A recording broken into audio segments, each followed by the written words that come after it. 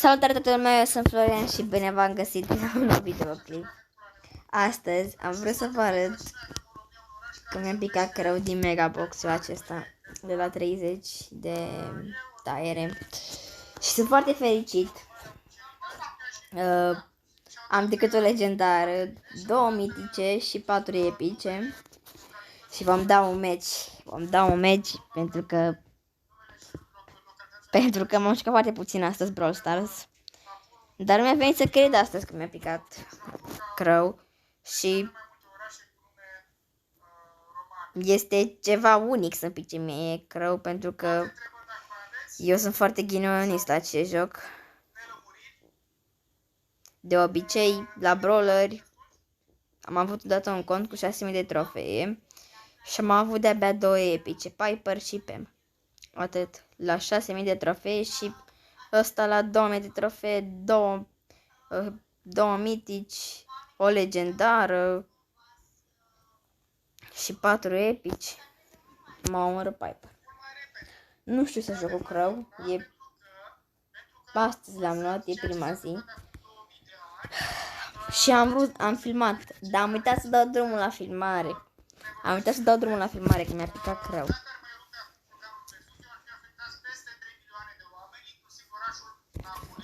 Ok, sunt foarte fericit. Dar nu mi-a venit să cred că mi-a picat mie această legendară. Mă bate tic, nu. A, da, și astăzi am făcut 3.000 de trofee. M-a omorât tic, deci am spus, nu sunt bun cu crău. Dar ce să fac? E ok.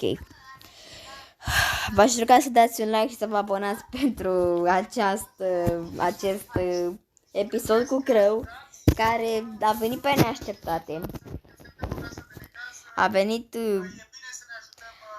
A venit fără să știu, uite încă un crău, partenerul meu. Oh, m-a omorât partenerul.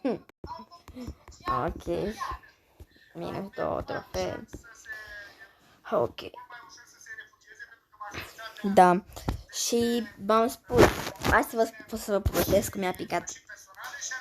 Deci, am deschis Megabox, am văzut 6 în colț, deja m-am bucurat că am zis, mă, e o epică, Frank, Pam, una din ele. Nici nu-mi trecea prin cap să-mi pice legendară. Sau nici măcar mitică nu-mi trecea prin cap. Dar mitică mi-a picat, dar ok. Și când am văzut că e 6, am văzut, gata, ok. Și n-a picat crău. Am avut o reacție foarte neașteptată. Și ce să spun, am avut noroc atunci la Brawl Stars. Și nu știu cum s-a întâmplat, vă mai spun încă o dată că nu știu cum s-a întâmplat, de mi-a picat fix mie crău. Oh, nu. Mi-a dat-o. Oh, nu. Mă omoară. Nu. Ok. Aș vrea o să fac un videoclip special pentru asta, mi-a picat crău. Pentru că mi-a picat crău, e normal să te bucuri. Și am 2000 de trofee până la urmă, 3000, pardon. Am 3000 de trofee până la urmă. Și da. Ok. Cam atât a fost cu acest videoclip. Nu uitați să dați un like și să vă abonați. Atât am vrut să vă arăt. Am dat un meci cu crău, e ok. Am vrut să vă arăt că mi-a picat crău.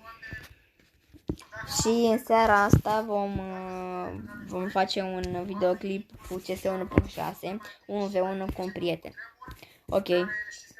Să vă abonați și să dați